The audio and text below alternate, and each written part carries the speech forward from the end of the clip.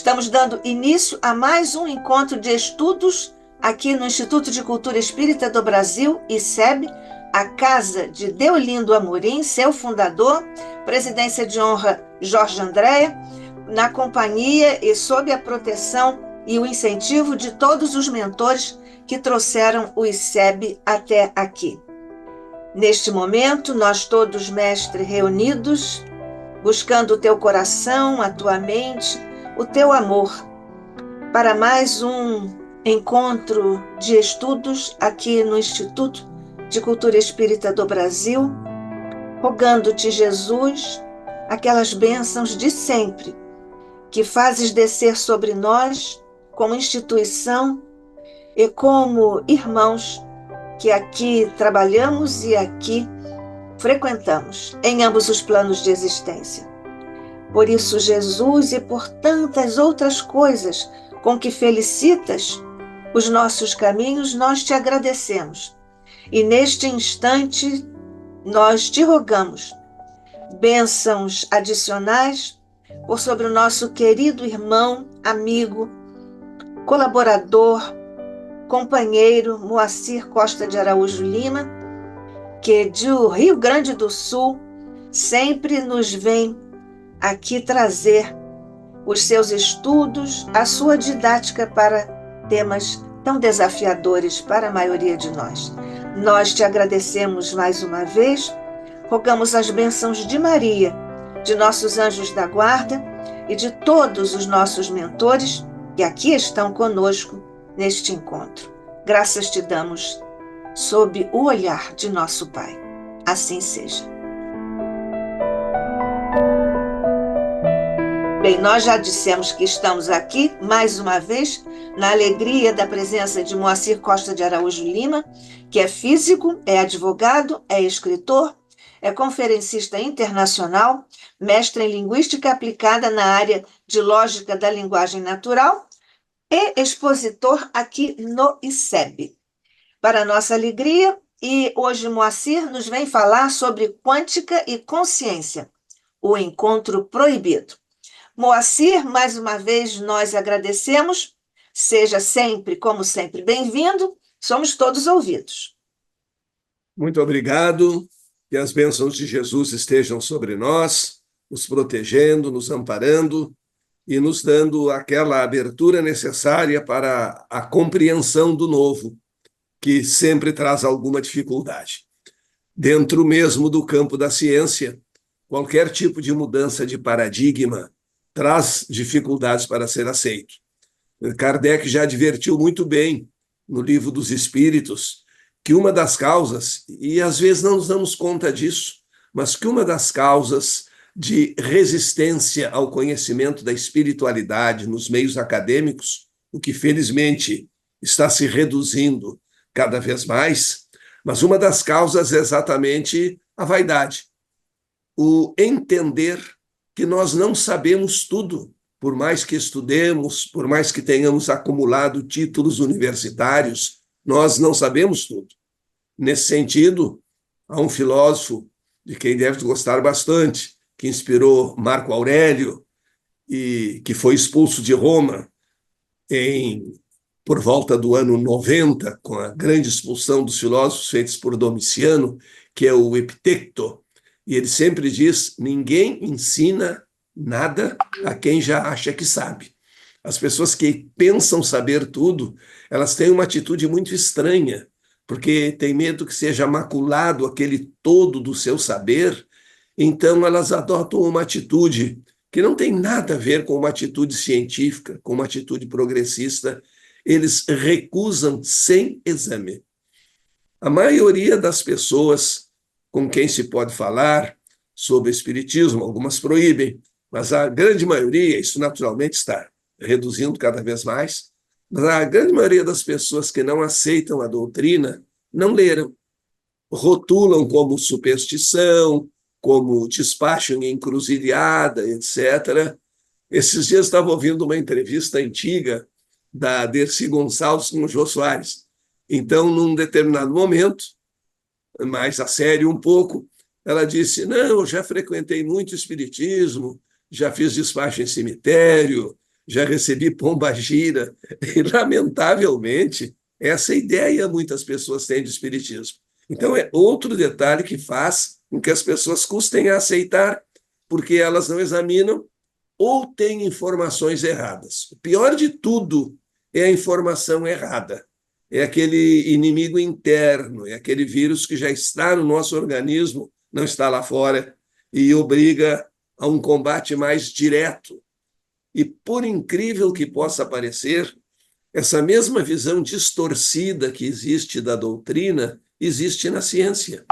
Existe, principalmente nos dias de hoje, na física quântica, que todo mundo se apropriou dessa nova ideia e começam a fazer cursos do tipo encontre seu amor em 7 dias, traga o ser amado de volta. Isso está aí na internet, não é uma criação minha no momento. É só procurar um pouco aí sobre cursos de física quântica. Há os sérios e há os que não podem ser levados a sério. Esses que não podem ser levados a sério são outro prejuízo muito grande para a pesquisa das conexões entre a ciência e a espiritualidade.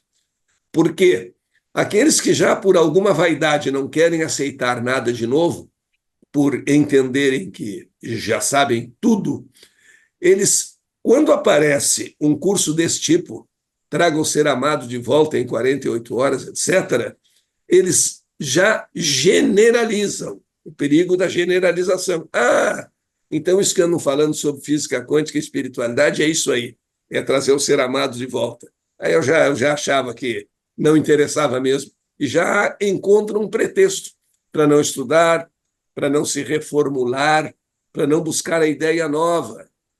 De outro lado, existem os novidadeiros, né? É novo, então é bonito, mas não sabem o que é, mas acham bonito. E nós temos, como sempre, que seguir aquele conselho de Aristóteles, né? O justo meio termo, buscar o equilíbrio. E o pensamento verdadeiramente científico, e não exclusivamente científico, o pensamento das pessoas que querem aprender, que querem crescer, consiste exatamente em não aceitar nem negar sem provas. Aliás, isso é a grande conquista da fé raciocinada. Eu não sou obrigado a acreditar em algo porque alguém me diz que esse algo lhe foi revelado. Não. Revelado ou não, qualquer verdade, aparente ou não, eu devo examinar. E se meu coração e minha mente não estiverem de acordo, eu tenho o direito, esse sagrado direito do livre pensar. O Espiritismo é uma consagração ao direito do livre pensar. É a única doutrina que eu conheço que incentiva a dúvida, ao invés de proibi-la, que nos manda estudar, que diz que nem tudo foi completo, nem tudo está dado, nem tudo está posto, que novas verdades surgirão, dependendo de nós nos adaptarmos e buscarmos essa verdade com um estudo mais aprofundado. Temos o direito de duvidar, o direito de não aceitar, de deixar aquelas coisas que nos parecem, quem sabe, muito avançadas, numa prateleira para um uso futuro, deixando ali em stand-by, não precisando adotar no mesmo momento. É um equilíbrio pleno. Daí porque Kardec foi considerado o bom senso encarnado. Nós temos essa condição. E a dúvida é muito saudável. As pessoas que não têm dúvida, elas se fanatizam. Elas caem exatamente naquele grupo dos que tudo sabem e, portanto, nada aprendem, porque nada se lhes pode ensinar, uma vez que sabem tudo, uma vez que têm o domínio pleno da verdade. E nós conseguimos, com a doutrina espírita, dar esse passo avante, louvar a inteligência humana, a capacidade de aceitar, de julgar os fatos. Isso vem acontecendo e vem possibilitando o nosso progresso. Então, haveria 2 prejuízos fundamentais para a aceitação, para o entendimento dessas conexões ciência e espiritualidade. Um, daqueles orgulhosos demais, que não aceitam nada que não conhecem, porque já conhecem tudo e, consequentemente, nada aprendem. Eles fazem uma divisão muito interessante. Se esse livro é igual ao que eu sei, eu não preciso dele porque eu já sei. Se esse livro é diferente do que eu sei, é um livro errado, porque eu sei tudo que é certo. E assim é o primeiro momento. O segundo momento é aquele da divulgação negativa, da rotulação equivocada do que seja a doutrina espírita, que não é uma religião convencional, é uma doutrina a ser estudada sem dogmatismos, buscando sempre o apoio e não a contradição com a ciência, tendo até a humildade de dizer, se a ciência provar que o espiritismo está errado num ponto, ele se reformulará sobre aquele ponto. E o mais interessante é que nesse terreno da filosofia da ciência, a ciência antiga, o mecanicismo newtoniano, de um conteúdo científico extraordinário, mas no campo da filosofia da ciência, ensejou exatamente a nossa não participação. A verdade estava posta, nós éramos meros observadores. Nós deveríamos contemplar a natureza, tirar algumas conclusões, mas não havia nenhuma brecha para qualquer tipo de entrada da espiritualidade, principalmente no campo da filosofia da ciência. Hoje é preciso que a gente estabeleça bem essa diferença, porque o conhecimento científico não é exatamente a filosofia da ciência. A filosofia da ciência vai pensar esse conhecimento, vai ver qual a origem desse conhecimento, vai procurar causas, o que os acomodados, hoje é um número quase que predominante entre os pesquisadores, os acomodados não querem saber por que as coisas acontecem. Se dividiu o conhecimento científico em como, o famoso como newtoniano. Newton não podia, na época, afirmar que existia uma força de atração, a força da gravidade, por exemplo, entre o Sol e a Terra, entre a Terra e os objetos que estão perto dela. Não havia o desenvolvimento da teoria do campo, logo ele não poderia afirmar que existe essa força. Veja que detalhe interessante. Se Newton dissesse que existe uma força de atração entre o Sol e aquela maçã que caiu na sua cabeça, ou entre a Terra e a Lua, ou entre o Sol e a Terra, a pergunta imediata seria: por quê? Que força é esta? Como é que ela atua? Qual é a sua origem? E como não havia o desenvolvimento da teoria do campo, não havia como explicar. Além disso, existia um famoso princípio chamado princípio das ações à distância, que só caiu com a física quântica, que dizia que um objeto só poderia influenciar sobre o outro tendo um contato físico, ou mandando algum tipo de sinal que o outro pudesse interpretar. E aí perguntavam: a Terra não tem contato físico com o Sol para ser atraída por ele. E que tipo de sinal pode ser mandado para o Sol interpretar que tem que criar uma força misteriosa que se propaga à distância e atrai a Terra? Isso não teria resposta. Então Newton, saindo pela tangente, com grande inteligência, disse: na natureza tudo se passa como se entre dois corpos houvesse uma força de atração, e aí deu as características da força.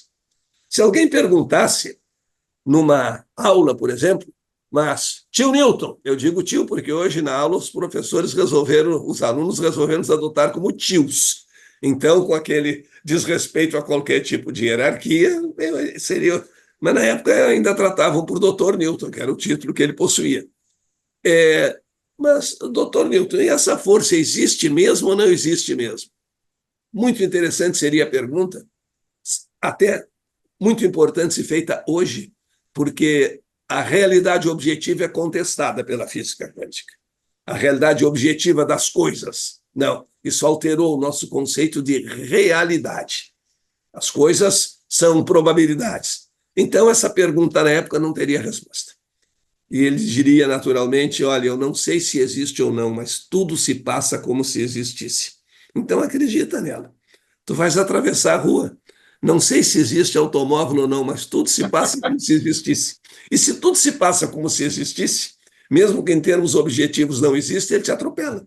E tu vai sofrer todas as consequências como se existisse o automóvel. Então não convém seguir por esse caminho. E nessa época do mecanicismo, não existia qualquer possibilidade na filosofia da ciência, que é outro departamento, o pensamento da ciência, Há um projeto no universo, não há acaso, livre-arbítrio, essas questões mais amplas, elas são discutidas no terreno da filosofia da ciência, onde isso é um dito muito interessante, tanto para pesquisadores quanto para religiosos fanáticos. No campo da filosofia da ciência, não existe decidibilidade. A filosofia da ciência não conclui se uma hipótese é verdadeira ou falsa, se um dito é verdadeiro ou falso. Isso é lá para a lógica de predicados de primeira ordem. Na filosofia da ciência, o que se discute é grau de plausibilidade, ou seja, qual é a coerência dessa afirmação, qual é a probabilidade que ela tem de estar correta, e seguimos esse caminho. Então, hoje, com as novas descobertas, na filosofia da ciência, há uma grande abertura para a espiritualidade. Isso quer dizer que hipóteses espiritualistas para explicar até mesmo alguns fenômenos que os físicos confessam que ainda não conseguem explicar, serão hipóteses bem-vindas. Elas não poderão ser refutadas a prioristicamente, sem que a observação, a experiência continuada possa demonstrar se a hipótese é verdadeira ou não, mas como conteúdo filosófico, se ela é pelo menos uma hipótese plausível ou não plausível, se ela é uma hipótese absurda ou não. Naturalmente, nós encontramos entre as hipóteses absurdas aquelas que contrariam os fatos já observados e consagrados, como, por exemplo, a teoria da Terra plana. Aí deixa de ser uma questão de hipótese e passa a ser uma questão de fato, de observação, de fotografia. A fotografia da Terra já tirada do espaço, então não cabe mais esse tipo de dúvida. Mas, falávamos antes do princípio das ações à distância, que não era admitido naquela época, hoje é uma das grandes novidades da física quântica, que Einstein custou a aceitar, depois aceitou, mas no início recusava essa teoria das ações à distância. Um objeto age sobre outro sem ter contato com ele e sem a possibilidade de que qualquer sinal enviado chegue ao outro. Então, como é que isso acontece? Os físicos sabem que acontece, não sabem por quê. E essa diferença entre o como e o porquê que perturba hoje as grandes descobertas e as grandes publicações na área da física. Eu sei como as coisas acontecem. Eu sei que se uma partícula gêmea mudar o giro aqui, a sua gêmea a milhões de quilômetros de distância, antes mesmo que até a luz possa chegar, possa viajar de uma até outra, seria uma mensagem eletromagnética, outra muda no mesmo instante.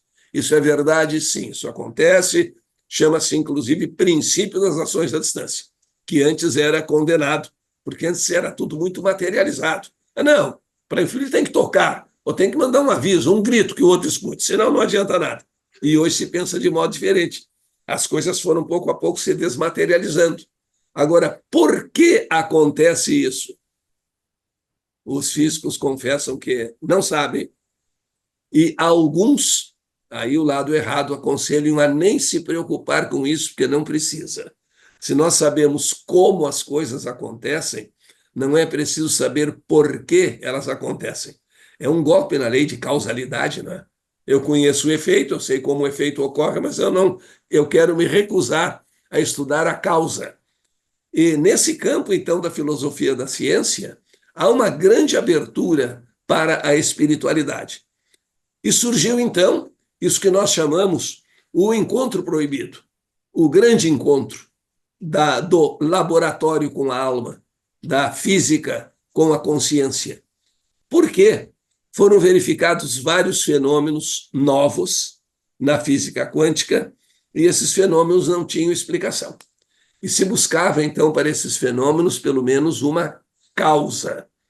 Se não conseguirmos dizer o porquê a causa acontece, vamos tentar, pelo menos, encontrar uma causa. E aí, através de várias experiências, eles concluíram algumas coisas interessantes. Que as partículas se manifestam de acordo com a consciência do observador. Então, há um detalhe muito interessante nesse sentido, que como as partículas assumem determinado comportamento, num certo instante, é preciso que haja um histórico desse comportamento. Porque nada aparece aqui nesta sala sem ter feito um caminho para chegar aqui. Então começa a se escrever também o passado e a ter dúvidas a respeito de algo que nós considerávamos absoluto. O passado é imutável.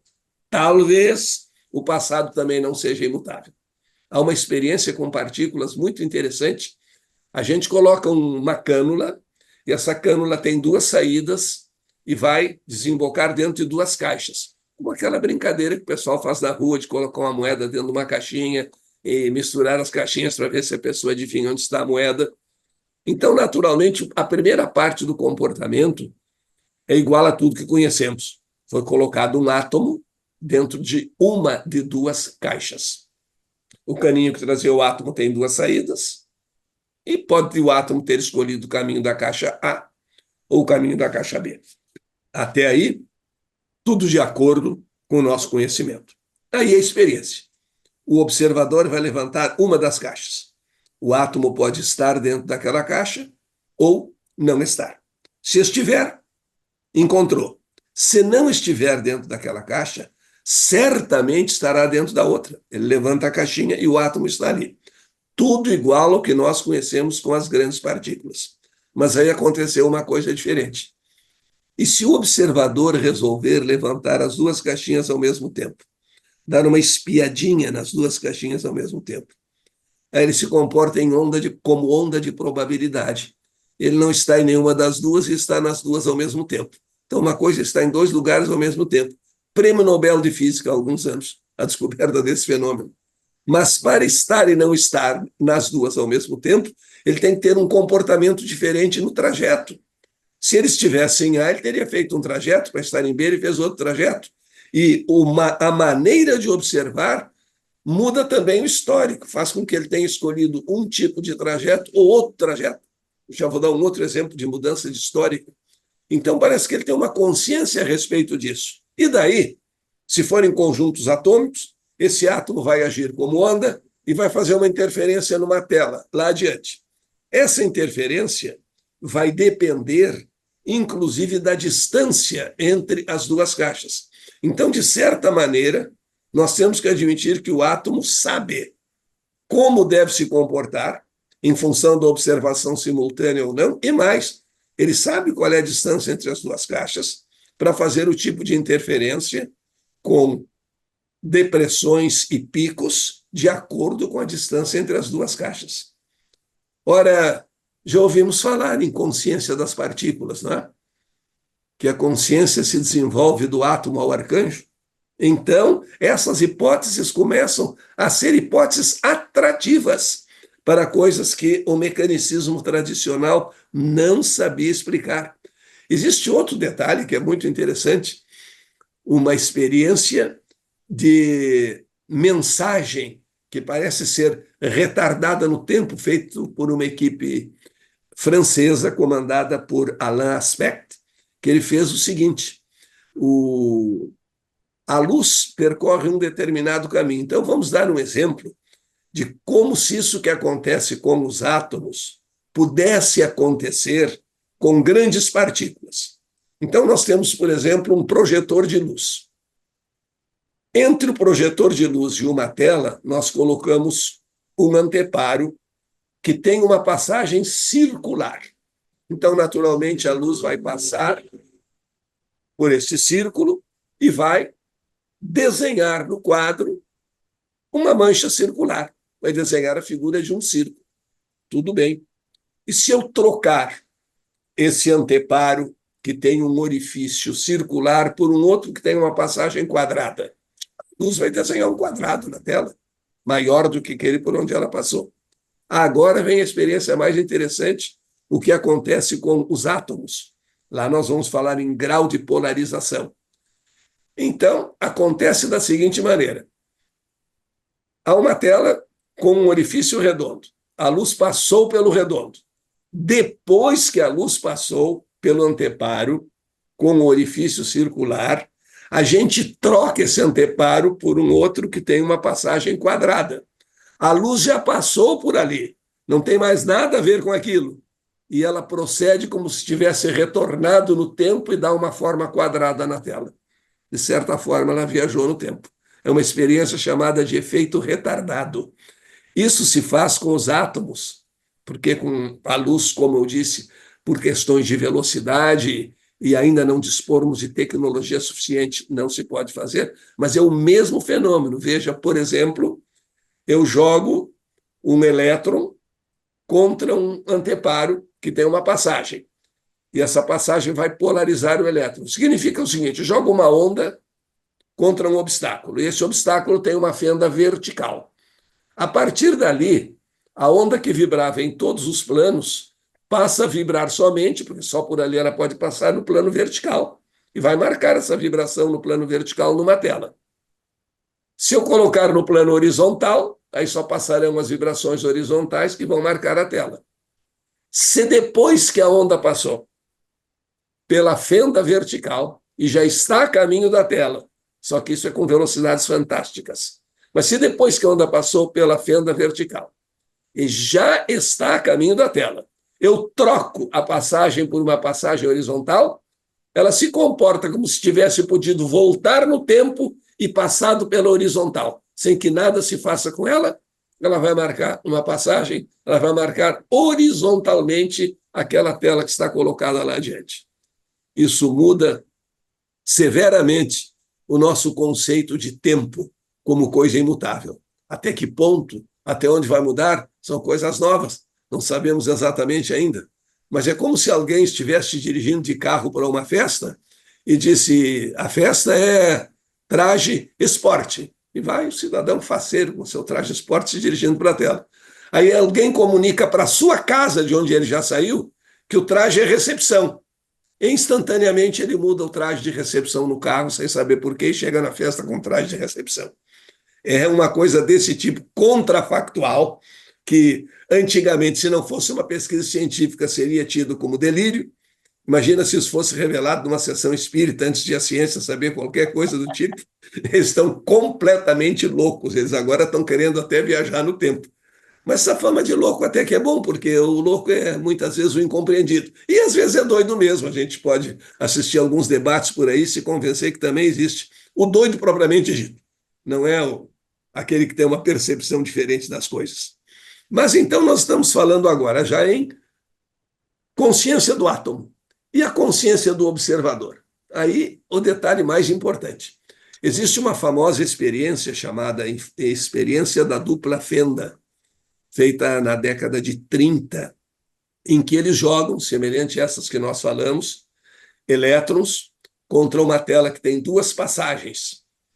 E os elétrons, se forem se comportar como partícula, o que quer dizer isso? Se forem se comportar como bolinhas, se eu jogar contra uma tela que tem duas passagens, bolinhas, essas bolinhas vão passar só pelas fendas e vão depois se depositar num quadro, marcando, se colarem no quadro, elas vão marcar duas filas de bolinhas na vertical.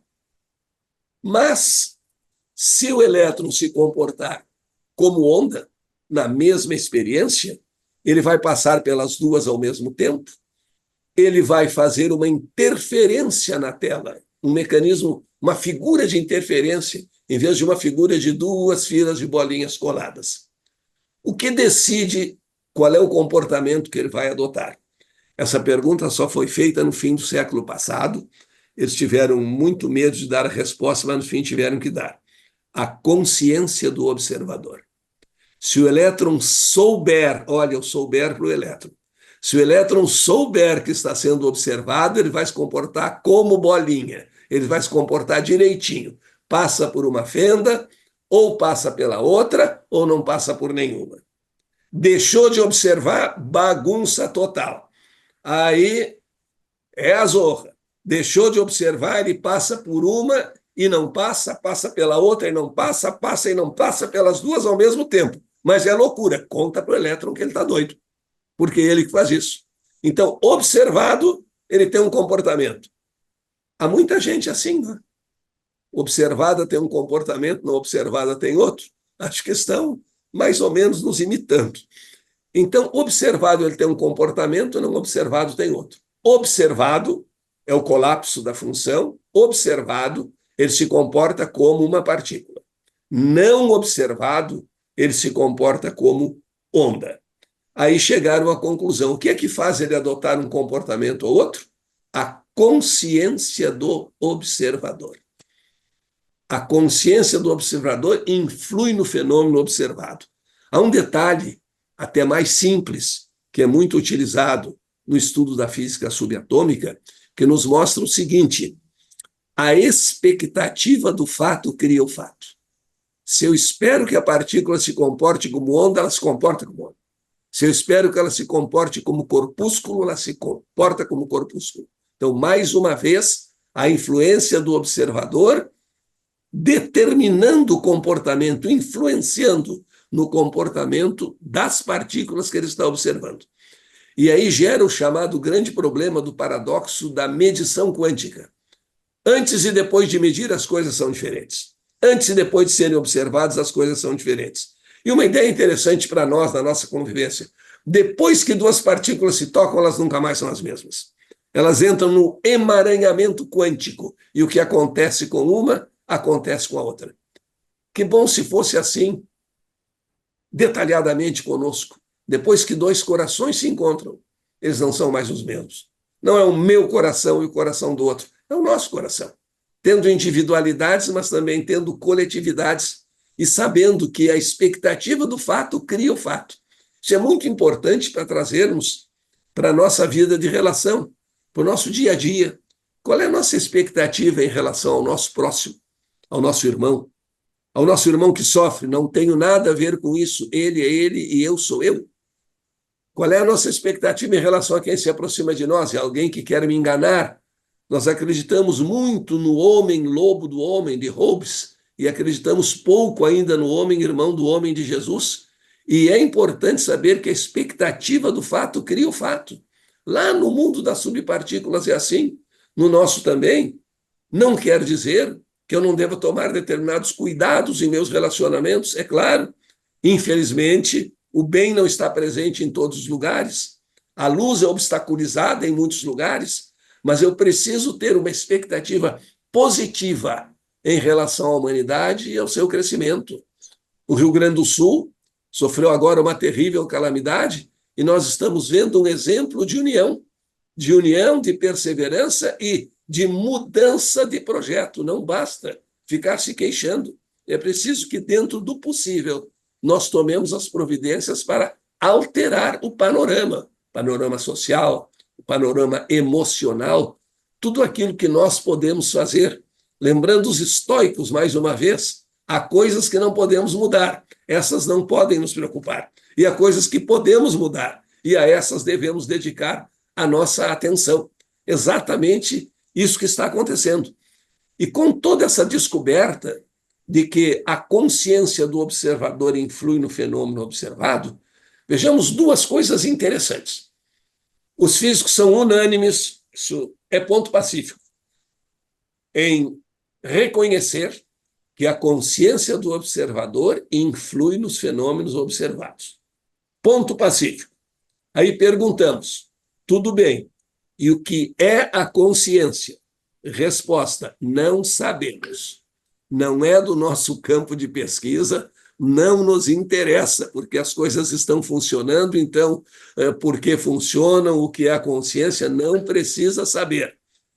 Deverão os amigos perguntar a filósofos e teólogos, duas classes que eles sempre trataram com algum desdém, e agora mandam que se pergunte a elas. Então, existe a consciência do observador. O que é a consciência? Não sabemos ainda, porque não existe uma formalização, ou seja, um processo de equações que permita descrever exatamente a consciência. Não pode nem descrever, muito menos saber o que é. Então, esse encontro está trazendo muitas investigações e muitas questões, porque nem todos são conformados. Quando no Grande Congresso de Copenhague se decidiu pela exclusão da busca do porquê, se entendeu que deveríamos nos contentar em saber como as coisas acontecem e não por quê. Houve o famoso EPR, o Manifesto de Einstein, Podolsky e Rosen, que diziam que não, que o conhecimento completo envolve o como e o porquê. E Einstein sempre brincava. Eu comecei a estudar física para poder me aproximar da mente do velho, para saber como é que essa mente funciona, por que as coisas acontecem. Só como não basta. E o conhecimento integral, rigorosamente, exige como e por quê. Nós contrataríamos para consertar um aparelho de ar-condicionado na nossa casa, por exemplo, um técnico que só soubesse dizer como funciona, por que funciona, ele não sabe. Se ele não sabe por que funciona, ele não sabe que tipo de gás ele tem que colocar ali, o que está estragado, o que tem que ser consertado. E a física está ainda nesse impasse em que pese o grande avanço tecnológico que nós estamos vivendo. Mas é preciso um pouquinho mais de curiosidade filosófica. É preciso pensar mais. Einstein tinha uns detalhes interessantes. Ele, quando criança, ele custou muito a falar e se preocupava a sua família com a fala, a família deles, e até levaram para consultar tudo, mas viram que o menino era normal, mas tinha alguma dificuldade de fala. Depois, ele recuperou completamente isso, e uma ocasião perguntaram-lhe de onde é que vinha essa capacidade, por que ele conseguia perceber algumas coisas que praticamente ninguém percebia. E ele disse, olha, isso deve ser devido à grande dificuldade que eu tinha para falar quando era criança. Como eu tinha dificuldade para falar, eu sempre precisava pensar muito antes de falar e me preparar para a fala. Esse pensar muito virou um hábito. Então, eu costumo pensar muito sobre tudo. E disse uma coisa interessantíssima, que nos anima a pesquisarmos as coisas do ponto de vista da espiritualidade. Ele disse que a imaginação era mais importante que a matemática, que a imaginação era mais importante que o conhecimento objetivo. Claro, porque a imaginação nos leva a novos horizontes, alguns fantásticos, utópicos, outros reais, porque toda a grande realidade científica foi antes sonhada, foi antes imaginada do que aquele momento em que foi concretizada e comprovada através de estudos de laboratório. Por isso é que nós não devemos bitolar a nossa imaginação. Nós temos que ter uma imaginação ampla. E como a expectativa do fato cria o fato, olha aí uma demonstração da veracidade, da força do pensamento positivo.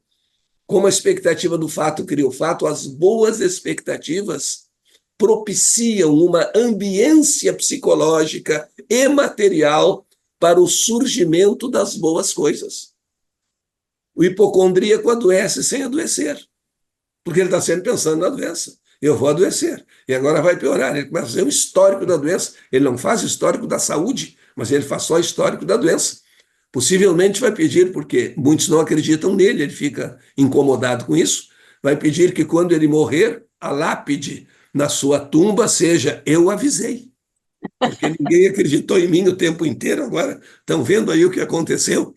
Essa expectativa negativa, ela nos faz mal, porque o nosso organismo obedece comandos.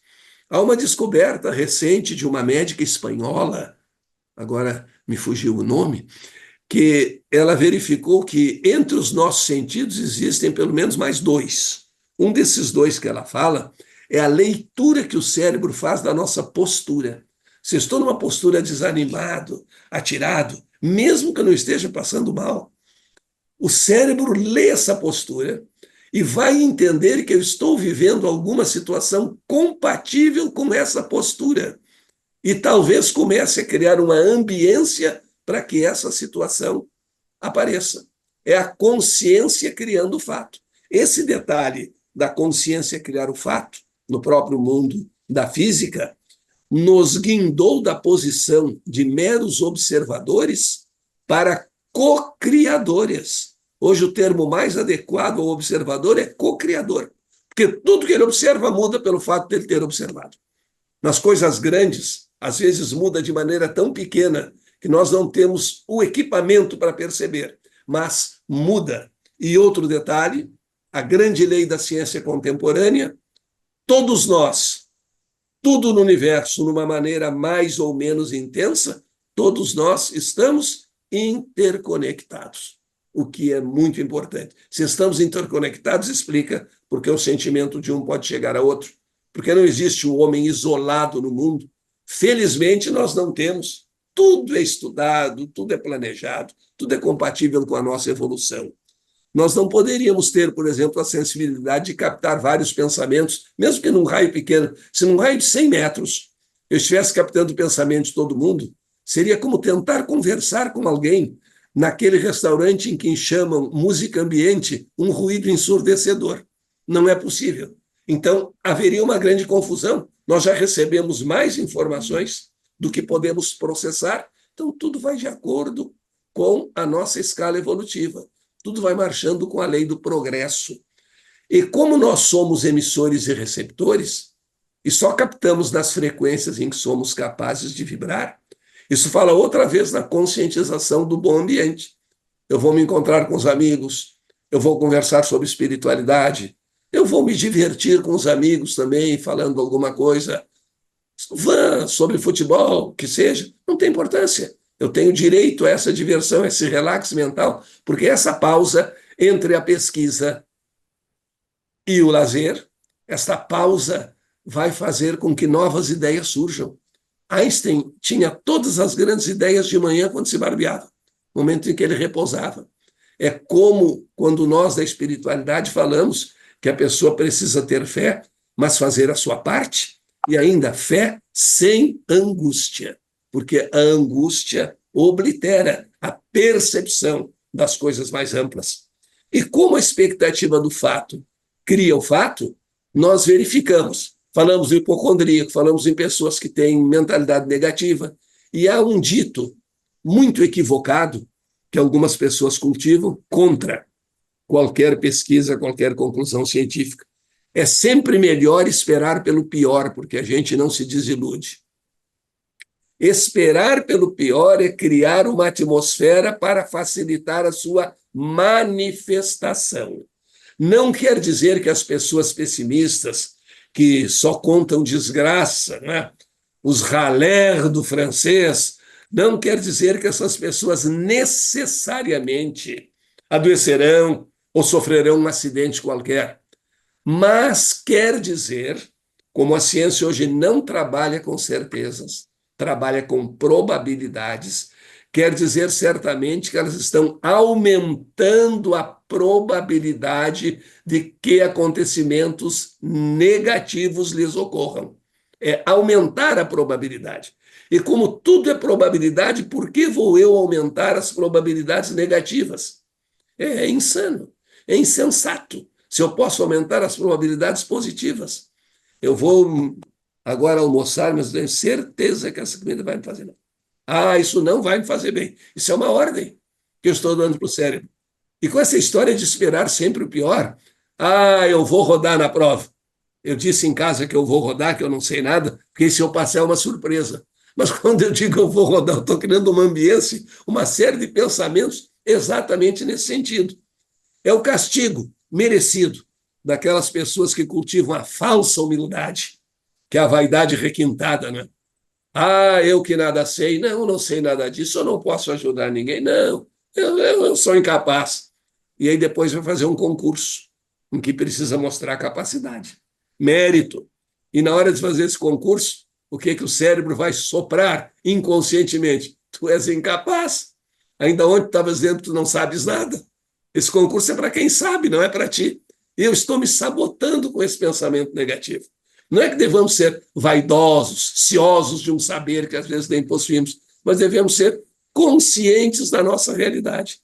Saber que dominamos alguns temas, que precisamos aprender outros, e mesmo naquele que dominamos, nós temos algo a aprender, mas que podemos ser úteis.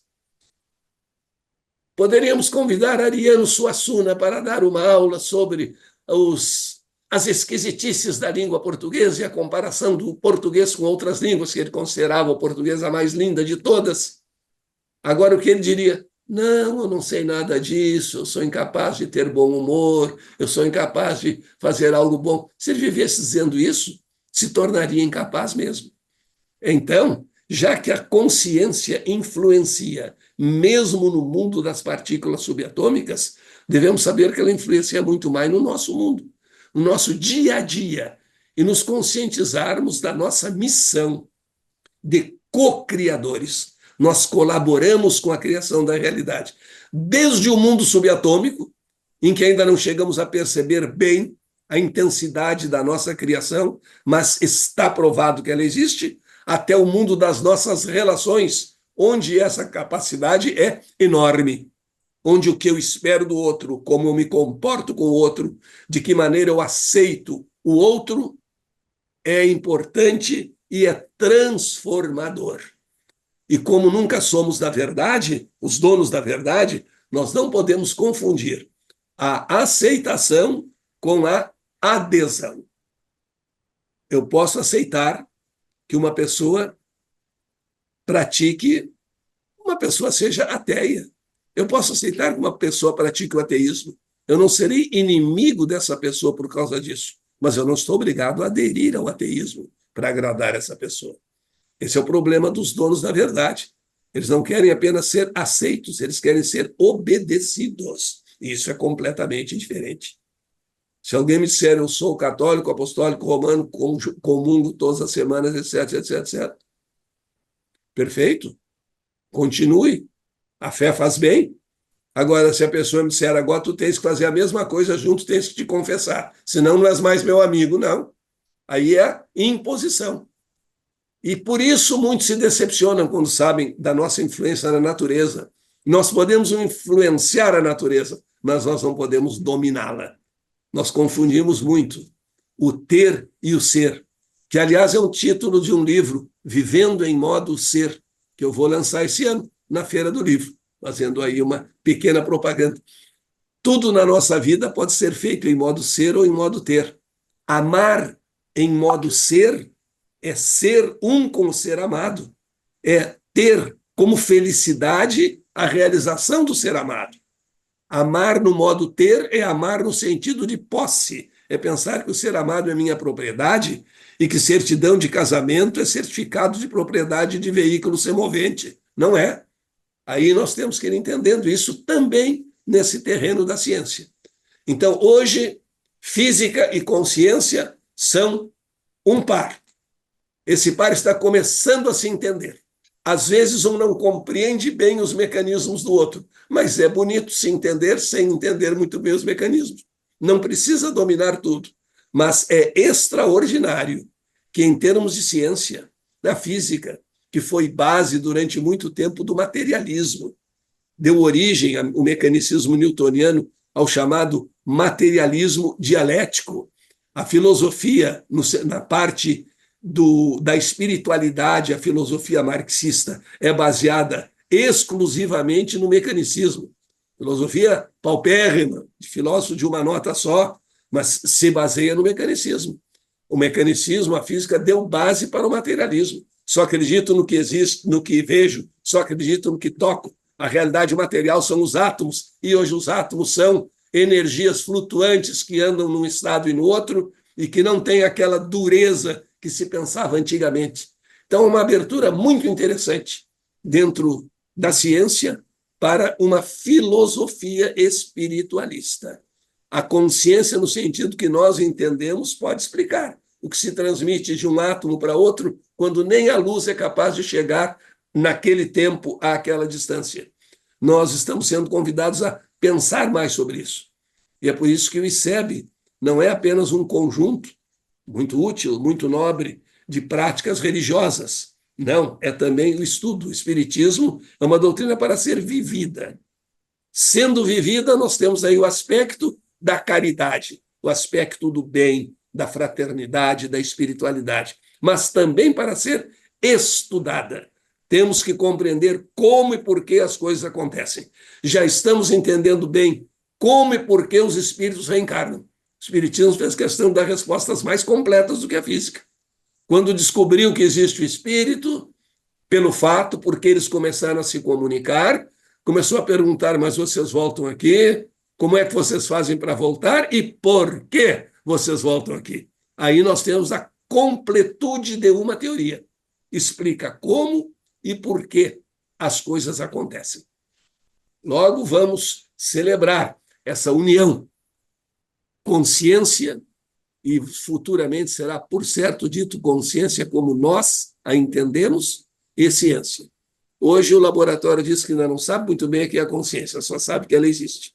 É interessante que há alguns físicos americanos que chamam esses fenômenos mais extraordinários da física, principalmente o da consciência, existe que ser o esqueleto da física, esqueleto para assustar. Então, quando os estudantes são muito jovens e estão começando, tem que deixar o esqueleto no armário, não dá para deixar o esqueleto lá. Mas um dia tem que tirar o esqueleto do armário e mostrar para os estudantes, para eles saberem que o esqueleto também existe. Vai ser a festa do Halloween da física naquele momento. Estudantes olhando o esqueleto e querendo saber o que aquele esqueleto quer dizer. Esse esqueleto no sentido de mistério, né? No sentido assim, do sobrenatural, algo diferente que não conseguimos entender ainda. Mas é isso.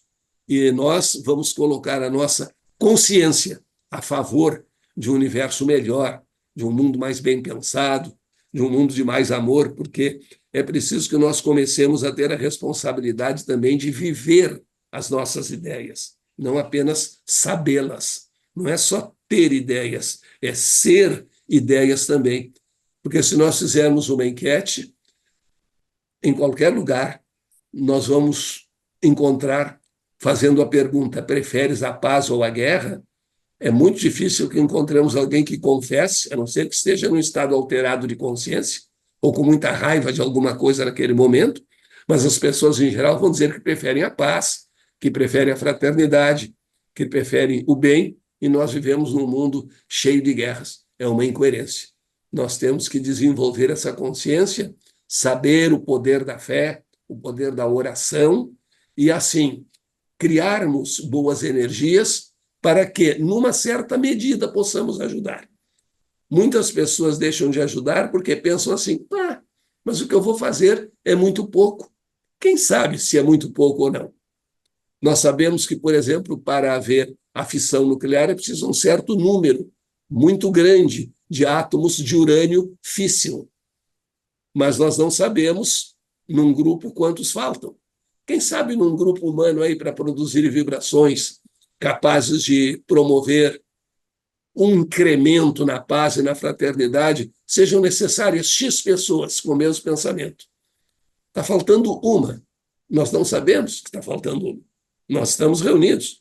Convidamos alguém. Esse alguém diz, não vou porque eu não posso fazer nada, eu sou muito pequeno para isso. E nesse ínterim, outros vão embora, e agora já estão faltando 500, já estão faltando milhões, e quem sabe perdemos aquela oportunidade. Por isso que a chance de servir não dá para ser desprezada. Muito obrigado, minha amiga, pelas suas boas vibrações. Eu tenho muito sono de manhã, mas quando faço o nosso programa, se vai embora o sono e fico mais bem disposto do que antes. Vai ver que sou uma espécie de vampiro energético. Não, mas as pessoas mandam de boa vontade, eu aceito. Vou recebendo as boas energias de todos nós. E então, até o nosso próximo encontro, mas antes disso, vamos ver se alguns temos tempo aqui. Temos. Tomando por empréstimo a sua imagem, você acorda energizado, mas nós nem dormimos com a expectativa positiva de que você vai estar conosco e está conosco no ICEB, na nossa reunião tão importante, tão rica, sobretudo com a extraordinária capacidade que você tem de exemplificação, que é como bom professor você é, mas que é uma técnica didática absolutamente imprescindível para que a ensinagem, como nós hoje dizemos, se processe. Então, nós continuamos muito felizes e Que sempre bom. enriquecidos com você. Nós temos aqui nossas participações, depois eu também tenho umas coisinhas para lhe perguntar, mas nós vamos dar, naturalmente, aqui prioridade aos nossos irmãos que estão nos acompanhando, principalmente pelo YouTube, mas nós sabemos que em ambos os planos de existência nós temos irmãos nos acompanhando, e em nome de Jesus, com as vibrações de Maria, nós saudamos todos eles e desejamos que isso também sirva, como a nós encarnados está servindo, como estímulo e como enriquecimento no patrimônio pessoal. A esses nossos todos irmãos também desencarnados. Mas a Sebastiana Rodrigues está nos desejando bom dia a todos nós. Obrigada, Sebastiana. Fique sempre conosco, viu? E o Fabiano Nunes, que é nosso expositor aqui no ICEB, está se recuperando de uma cirurgia, em breve ele estará conosco. O Fabiano Nunes está dizendo bom dia, um beijo fraternal e saudoso para a nossa presidente Nádia do Couto Vale, professor Moacir e toda a família ICEB. Ô Fabiano, muito obrigada. E nós, aqui já estudando com o Moacir, na expectativa da sua volta rápida, sabemos que você muito brevemente estará conosco, graças a Deus. Ô Moacir, eu fiz aqui umas anotações à medida, você sabe, eu faço isso, eu faço isso. Quando você falou no princípio das ações à distância, o caso do centurião com Jesus, vai falar o Lógon e cura meu servo que está lá na minha casa. Isto é, digamos assim, ou isso tem lastro nesse princípio da ação, das ações à distância? Uhum. Tem lastro, todas essas questões, e hoje também é muito pesquisado o problema do efeito da oração para pacientes que sabem que estão recebendo oração e para pacientes que não sabem que estão recebendo oração, e isso funciona estatisticamente. Esse seria o princípio das ações à distância, no modo mais simples, porque a oração pode levar ou não algum tempo, quem sabe na velocidade da luz ou não, não há uma pesquisa sobre isso, para chegar ao local. E o outro tipo de ação à distância, não há nenhum contato, um pode mandar a mensagem para o outro, mas a mensagem, viajando mesmo com a velocidade da luz, levaria algum tempo para chegar lá. E a modificação é instantânea. Então, esse é o princípio de ações à distância propriamente dito. Mas nessas questões de orações é muito interessante se pensar nesse princípio, porque não depende do lugar em que a pessoa se encontra. E talvez seja um fenômeno instantâneo, assim como esse da física quântica. Não há só medições para saber. Porque no momento em que nós pensamos em enviar vibrações positivas para alguém, por exemplo, para o nosso irmão palestrante do ICEB, que está se recuperando, no momento que nós pensamos, as vibrações se encaminham. E talvez seja exatamente aquele problema, como acontece com alguns gêmeos, que uma pessoa sente algo e a outra sente no mesmo momento. É muito provável que isso não leve tempo. E se não levar tempo, é exatamente esse princípio da física. Se levar tempo, é outro caminho, mas também é uma prova da chamada lei da interconectividade, porque numa medida maior ou menor, nós estamos todos interconectados. O importante é nós sabermos, e isso reforça a nossa fé, que o pensamento é uma forma de energia, que energia não se cria nem se destrói. Então não são perdidos os bons pensamentos. Eles vão encontrar, como a medicação que nós tomamos, vai circulando ali pela corrente sanguínea e vai encontrar, vai passar pelo órgão e vai ser absorvido pelo órgão que precisa dela. É dessa forma inteligente que funcionam as nossas vibrações positivas pela saúde das pessoas. Há muita pesquisa nesse sentido hoje no terreno da medicina, nessa questão da oração à distância, do poder da oração, que independe mesmo da fé, do tipo de crença da pessoa que reza. O importante é orar, porque é um pensamento que só tem coisas boas. Quando eu rezo, eu penso em quem? Eu penso em Deus, em Jesus, nos espíritos superiores, enfim, então eu estou pensando em coisas superiores. Para quê? Para conseguir uma cura, para conseguir algo que é bom. Então, eu estou com um objetivo superior também. Daí a grande utilidade. Isso. Tá vendo, Fabiano? Você estará aqui rapidamente, rapidamente, Rapidamente. e E não as depende, hein? nossas energias já estão lá, Já estão em curso na direção do Fabiano Nunes. Um já beijo chegaram. fraternal e saudoso para você também, Fabiano. Quando nós oramos para um afeto, um amor do nosso coração que está no plano espiritual, você, dependendo É a pergunta agora. É dependendo do grau de concentração que eu consiga imprimir na minha prece, direcionando minha energia de amor, de gratidão para esse ente amado, isso é mais interconectividade ou mais ações à distância? Ou ambas as coisas? É um conjunto de tudo isso. E é interessante o seguinte: na parte da interconectividade, por exemplo, vamos pensar numa emissora de rádio. Ela transmite numa certa frequência. Então, ela emite ondas que chegam a um determinado local.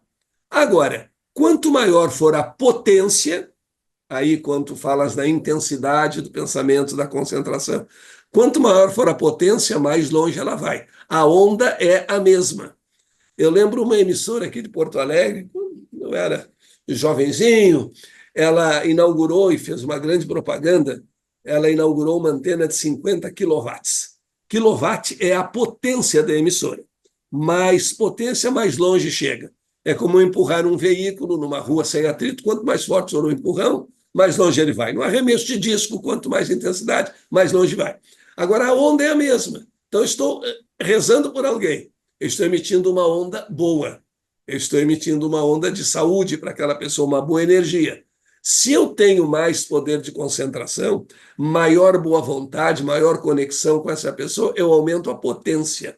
Aumentar a potência significa não só que a onda pode chegar mais longe, como ela também pode chegar com mais volume. Então, o rádio vai ser escutado mais facilmente, mesmo que esteja lá longe. Na nossa prece é assim. Eu não posso fazer uma prece simplesmente decorada, pensando em outra coisa. Aí é efeito zero, ou quase zero. Nulo mesmo não é, mas é muito pequeno, porque não tem potência aquela onda. Eu estou fazendo uma oração por alguém, mas não estou pensando em alguém. Eu estou de olho no radinho ali, estou enxergando ali algum televisor para saber como é que está indo o querido Flamengo, se está perdendo para os uruguaios de novo ou não. Então, eu não estou fixado, não tenho foco. Agora, se eu estou com foco mesmo, essa onda chega, e se ela chega com mais intensidade, porque a frequência, a frequência seria a intenção, é quantas vezes vibra por segundo, é a qualidade da onda. Agora, a intensidade é que dá a força, é que dá o volume, por exemplo, da onda. Então, eu posso vibrar numa determinada onda com pequena amplitude ou com grande amplitude. E, neste caso, é o caso em que nós oramos concentrados, focados, esquecidos de outros problemas menores, deixamos para depois. Senão não adianta, como às vezes os colégios obrigam, nos colégios religiosos antigos, obrigam a rezar um terço inteiro. O cara está rezando aquele terço, não está nem pensando ali, está desconfortável em pé, é cedo, o aluno chegou de casa, não está pensando no que está dizendo. Se eu não penso, não há conexão, Claro. porque o pensamento é que é exatamente a fonte da energia.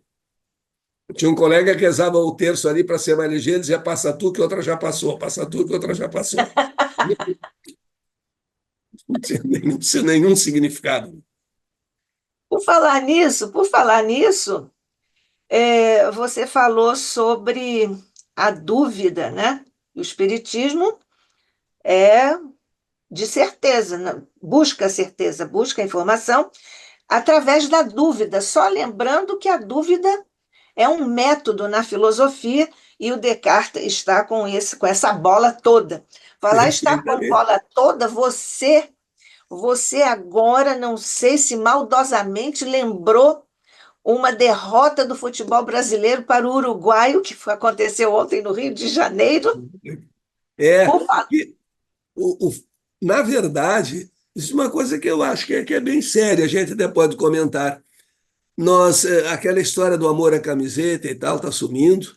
Nós não estamos criando atletas, nós estamos criando celebridades. Eles vão para a Copa do Mundo, cada um com seu cabeleireiro e tal, e às vezes esquecem um psicólogo para arrumar aquelas cabeças. E nós vemos jogadores que são brilhantes em outros times, se unem para formar a seleção brasileira, não dá vontade de ver o jogo. Está faltando o quê? A componente humana, amor, dedicação. Isso é que está faltando. E dinheiro tem Isso. bastante. Mas isto me oportunizou uma questão sobre ações à distância também, sobre interconectividade. Há um jogo, nós sabemos que a torcida do Flamengo é uma das maiores. Não estou querendo aqui fazer nenhuma ressalva à torcida do Corinthians, mas É, é uma Não, das mas maiores, se eu não a faço maior, parte, eu faço parte da torcida do Flamengo. do. Pois Do é, por isso Flamengo. que você falou, tá bom. Então, Abandonei o Corinthians. O Corinthians nos fez uma safadeza num campeonato, não quero mais nem ouvir falar. tá bom. Mas eu não entendo nada de futebol, É, mas estou aproveitando aqui a isso. oportunidade. Como a torcida é das maiores, se não a maior do Brasil, no momento em que esse time entra em campo, claro que existe o foco dos atletas e o desejo, a expectativa de vitória dos torcedores aos milhares, milhões.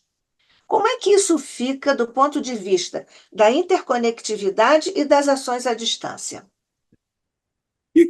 Primeiramente, fica muito dividido para chegar a ter um efeito físico, um efeito psicológico direto. Há um efeito psicológico apenas de que se está toda uma torcida vibrando, a responsabilidade, aquele entusiasmo causado por essa torcida positiva. Mas esses aspectos se diluem muito, porque, de outro lado, o grande torcedor tem um viés pessimista. Ele sempre agora, pênalti para meu time, só falta errar. Então, essas vibrações elas são muito confusas, não se sabe até que ponto, se fizer uma soma de tudo isso, fica quase numa neutralidade. Se houvesse um processo diferenciado de concentração e tal, talvez pudesse, mas aí é aquela história que também não depende só de nós, né? Eu quero ter uma casa boa. Tá, eu boto isso na minha cabeça, segundo aquelas conversas do O Segredo, eu vou ter aquela casa boa. Tá bom, devo ter esperança, é a condição para que eu chegue lá. Agora eu digo, eu quero ter a casa do meu vizinho e quero que ele me venda por R$ 500 uma casa que vale 5 milhões. Ah, isso tem força, isso é uma energia? É, mas de impacto completo contra a realidade e contra A o vontade do vizinho. pensamento do meu vizinho. Claro que não vai concordar com isso. Aí esse problema da torcida. Agora, que o que ajudaria muito é se a torcida tivesse mais calma, mais paz, não é? É que a torcida às vezes já começa no desespero, vamos perder de novo. Emocionaliza tudo. E infelizmente, que nós falávamos das vibrações de paz, das vibrações positivas, além desse detalhe que é muito cultivado pela imprensa, a gente não cria mais atletas. Atleta tem que ter esforço, tem que ter vontade, como nós para aprendizagem, crescimento espiritual. O atleta tem que ter dedicação, amor à camiseta. Eles criam celebridades. Menininho de 17 anos aí começa a jogar bem, já encosta no empresário, pensando em ganhar dinheiro. O grande objetivo é ir para a Europa, porque pagam muito bem. Depois que está lá, não precisa mais se esforçar nem na seleção, porque já está lá, já atingiu o seu objetivo.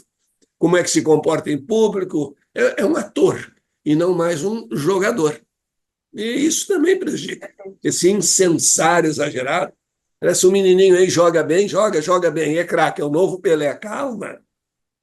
Agora eu faço um discurso ali na paróquia e sou o novo Jesus. Não é assim. Chegar lá tem que. Há um longo caminho que Tem exige milênios muita pela frente, tem dedicação. milênios pela frente. O É. Moacir, o Moacir, até há um tempo atrás, nós ouvíamos, atribuindo-se a um político, uma afirmação assim: aqui no campo da política, até o passado fica mudado. Uhum. Isso é de um político, corria assim, né? Sim. Quando você disse assim, talvez o passado não seja imutável. Como assim? É. Em relação a nós, seres humanos, não. Em relação a partículas, sim.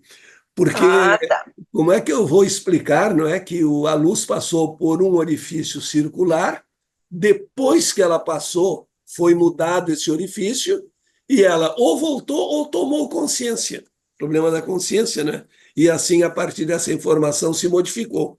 No terreno da política, infelizmente, não há uma confraternização, não há muito uma apresentação de ideias, há aquele viés destrutivo que predomina.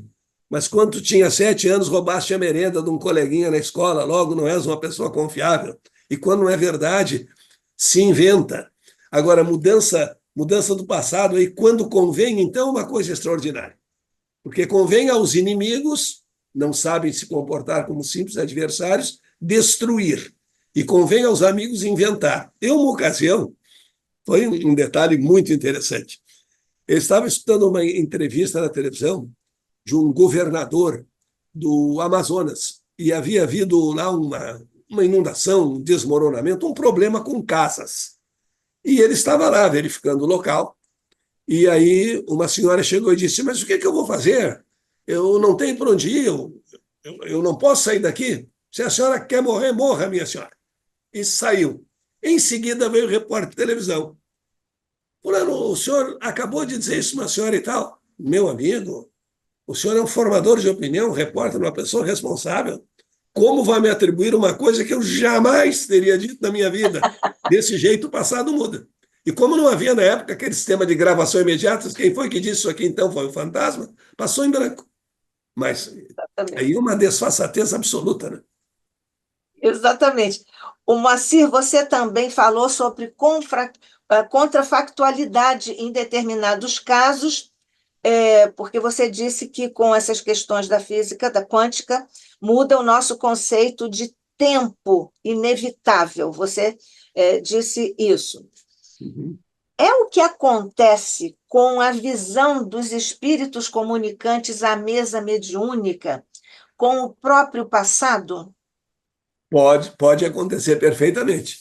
Pode acontecer porque, se nós falamos em outra dimensão, o último artigo do cientista o inglês, o Spielberg, o último artigo, não, Stephen Hawking. Sempre Hawkins, confundo com Steve Spielberg, um faz filme e sim. outro não.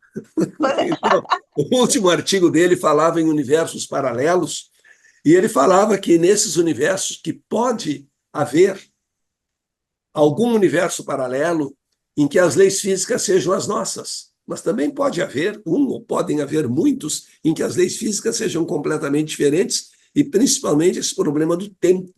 O tempo tem dois aspectos. Num plano espiritual, não será necessariamente o mesmo nosso. Deve ser o mesmo nosso para as regiões mais próximas aqui ao orbe terrestre. E o outro detalhe também que é muito importante para os seres humanos encarnados ou desencarnados, outro detalhe que é muito importante é a nossa percepção de tempo, que não tem a ver com a ciência, e sim com a nossa psicologia. A dor custa muito a passar. 5 minutos de dor passam muito mais lentamente que 5 minutos de risada ou de alegria. Quando as coisas são boas, a gente diz assim, mas já terminou? Essa é a parte psicológica. E também, hoje, muitas pessoas perguntam se o tempo está passando de modo diferente, porque a gente tem a impressão que os anos passam mais ligeiro. É a nossa pressa de vida, ocupados com muitas coisas, tendo que dar conta de muitos afazeres, quase que simultaneamente. Então, nós não prestamos atenção a essa passagem do tempo. Já se estamos repousados, estamos lendo alguma coisa, lendo se nos interessamos muito, também passa ligeiro. É o grau de interesse. O tempo é aquela história, nós nos acostumamos com isso, com essa mentalidade. As coisas boas passam ligeiro. Então, que é verdade, quando é bom a gente não está nem focado, passou ligeiro. Quando é ruim, daqui a... Estende, se alonga, se arrasta. Sim, e o conceito, né? Vai ter 10 minutos de dor de cabeça. Porra, por que isso?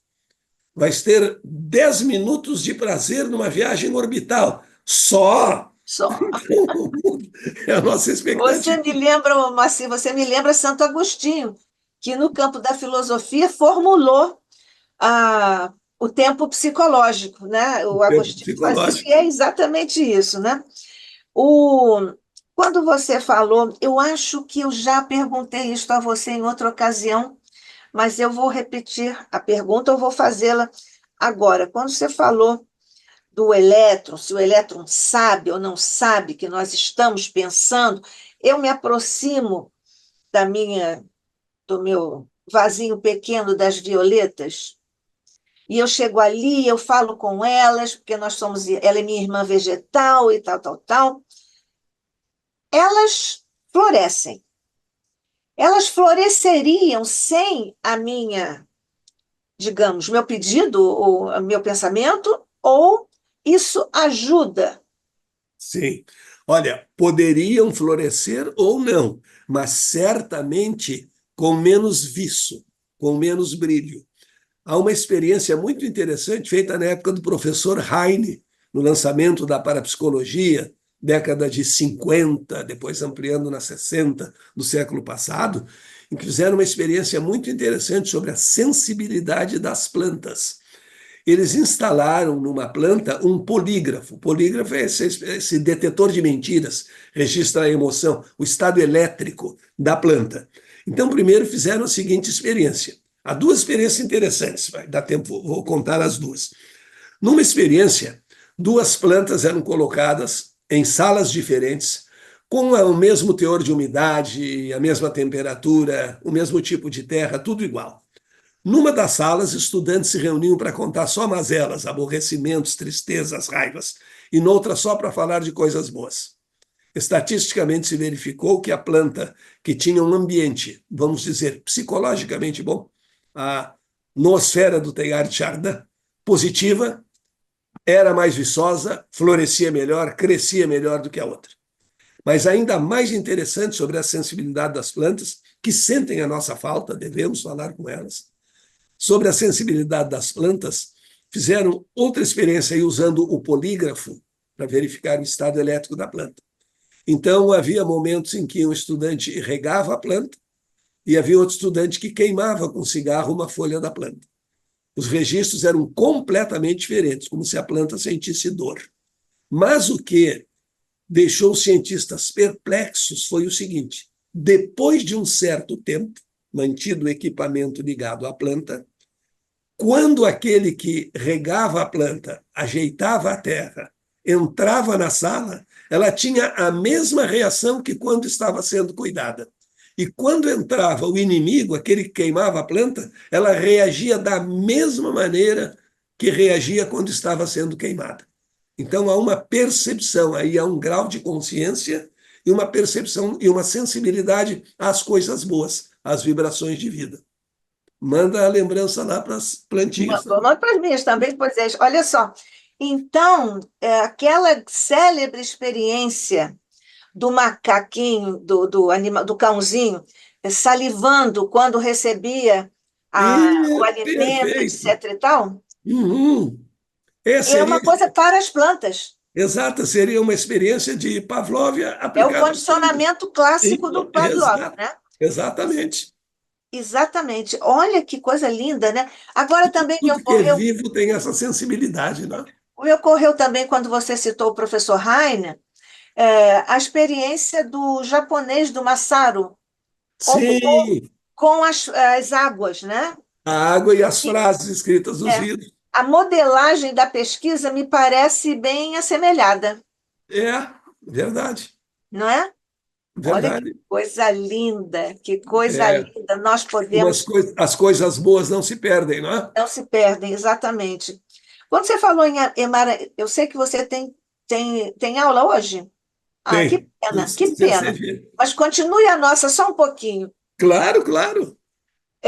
Quando você falou no emaranhado ou emaranhamento quântico, Uhum. você pode dar um exemplo disso na nossa vida pessoal e no caso da doutrina espírita, Certo. como Faz- teoria e como vivência nossa como espíritas? Fazendo uma analogia entre isso. Átomos, depois que se tocam, eles passam a ter uma espécie de sensibilidade comum. Eles ficam mais interconectados do que o normal da interconectividade. Aumenta o grau de conexão entre eles. Quando nós conhecemos pessoas que têm os nossos mesmos ideais, que vibram, digamos, na mesma frequência nossa, começa a ser fácil sentir o que elas sentem, entrar em contato com elas, porque nós estamos vibrando numa frequência que é comum, então nós percebemos essa frequência. E as pessoas se reúnem nas reuniões, isso é muito comum, às vezes a gente está numa reunião e pensa, interessante, estou pensando no fulano, acho que está com algum problema, quem sabe ele vai faltar hoje, alguma coisa assim, porque nós intensificamos essa conexão. E como é que nós intensificamos essa conexão? Porque nós estamos vibrando em frequências comuns, e se vibramos em frequências comuns, estamos com os mesmos ideais, estamos pensando nas mesmas coisas, fica fácil a captação, porque nós já estamos mais ou menos sintonizados nisso aí. O difícil é nós sintonizarmos com uma pessoa que não tem nenhuma vibração comum com a nossa, que não tem tem uma conexão muito fraca, se é que se pode chamar conexão, mas essa do emaranhamento cresce. Nós, quando nos reunimos para um trabalho, ou, por exemplo, vamos montar aqui um grupo de pesquisa de tal assunto, já vem as pessoas que estão interessadas. Então, isso vai aumentando a interconectividade e também, naturalmente, conforme nós sabemos, vai atrair vibrações do plano espiritual na mesma frequência. E irão se aproximar de nós aquelas entidades que estão engajadas naquele mesmo objetivo, naquele mesmo tipo de estudo, e assim E do ponto sucessivamente. de vista linguístico, a palavra emaranhado, emaranhamento, etc., nos dá uma acepção de que há uma espécie de confusão, o Exato. emaranhado assim. Mas Emaranhado, não né? é exatamente esse sentido. O emaranhado é uma espécie de interconexão, é isso? Interconexão, exatamente. Há uma interconexão. Não é que elas, por exemplo, fiquem impossibilitadas de se mover, dê um nó aqui, Isso. que seria o Porque o emaranhamento. emaranhado traz Exato, exatamente. essa Eles ideia, chamaram a assim. É palavra. porque o termo é criado em inglês, depois vem as traduções e nem sempre Está mal tem traduzido, você exatamente o mesmo concorda? sentido. Sim, Está sim, mal traduzido, você concorda? acredito que sim. Isso. Porque Vamos aqui para. para nós, agora nós vamos fazer um grupo, vamos ficar todos emaranhados. Não quero. É ótimo. Só para terminar, quando você falou assim, a nossa missão é de co-criadores. Nós temos que estar conscientes da nossa realidade. Aí você disse: Ah, eu não sei nada disso, eu não posso contribuir, não posso somar nada de bom a esse grupo, a essa ideia, etc. e tal. Em psicologia, nós sabemos que há já é uma teoria, profecia autorrealizadora. Há uma conexão entre essas duas coisas, né? Uma da física e a outra da psicologia. Sim, sim. É autorrealizador. E, às vezes, é interessante a gente observar também que as pessoas não colaboram até por uma, não só por acomodação, mas também até por vaidade. Já que eu não consigo receber mensagens como o Chico, isso aqui que eu estou recebendo é uma bobagem. Mas cada um de nós pode melhorar, mas deve procurar melhorar em relação a si mesmo e não em relação ao outro. É. Eu sou muito ruim em desenho. Podia fazer um curso de desenho? Podia. Mas ia desenhar como um grande designer? Como Da Vinci? Não vai. Da Vinci, não. Da Não. 20 encarnações aí, eu não chego lá ainda. Milênios, milênios, É, milênios, né? Pois é, então nós estamos. Que pena, né? Mas é bom que nós temos mais temos do mais. Moacir aqui conosco. Mas então, só para finalizarmos, o tema é Quântica e Consciência, o Encontro Proibido. Isso. Depois da sua exposição tão lúcida, nós podemos dizer que esse encontro proibido agora, daqui a pouco, já passou a ser agora um encontro de abraços? Encontro de abraço. É o encontro desejado. Desejado, tá É. certo. E falando em desejo, nós desejamos para você, meu amigo, meu querido amigo, irmão, companheiro, tudo de bom para você nos seus estudos, na sua vida familiar, que é uma linda família, na sua vida profissional, que também é linda, e nas suas exposições sempre tão felizes, tão profundas, tão reais, tão lúcidas e tão leves, a despeito de temas, muitas vezes, espinhosos até para a compreensão geral. Que Deus ilumine você, o seu coração e a sua inteligência com a graça de nosso Pai Celestial. Nós aqui sempre na expectativa de você voltar e você voltará. Temos mais Sim. 2 encontros com o Moacir aqui. Deus te abençoe, meu irmão. Mais dois Nós esse queremos. ano, mais dois Hein? esse ano e outros tantos em outros. Exatamente. Então, Exatamente. nós temos aqui, nós não temos mais observações nem perguntas, mas queremos agradecer a todos que em ambos os planos de existência estiveram e ainda estão conosco. Podemos, então, encerrar, Moacir? Você quer dizer mais alguma coisa? Podemos, só quero agradecer a todos aqueles que nos deram a sua assistência, principalmente os do plano espiritual, que é a assistência mesmo, e os outros que nos assistiram pela TV, acompanhando as nossas ideias. Eu fico muito contente dessas participações todas. A Nádia sempre tão amiga, tão doce, suas referências a mim. Isso alegra muito a alma. Muito São obrigado a justas. vocês todos e contem sempre com a gente. São justas, meu querido amigo, são absolutamente justas. Então, por falar em justiça, em justeza, em alegria do Evangelho, mestre querido, é o que nossos corações, ainda pequeninos, experimentam nessas horas de estudo aqui no ICEB e, no caso presente, com o nosso querido Moacir Costa de Araújo Lima. Que a tua paz, a tua luz, a tua vibração, o teu raio de inteligência cósmica possa descer sobre a inteligência de Moacir, que as vibrações de teu coração também desçam sobre o dele e que ele possa continuar a estar conosco, mas, sobretudo, que ele esteja sempre feliz na sua trajetória. Paz e luz a todos nós, mestre, a todos os nossos irmãos que, como anunciaste, experimentam agora na história do planeta os tempos chegados. Sabemos que tua misericórdia, teu amor e o manto de Maria estão agora por sobre os nossos irmãos, atravessando duríssimas provas e expiações.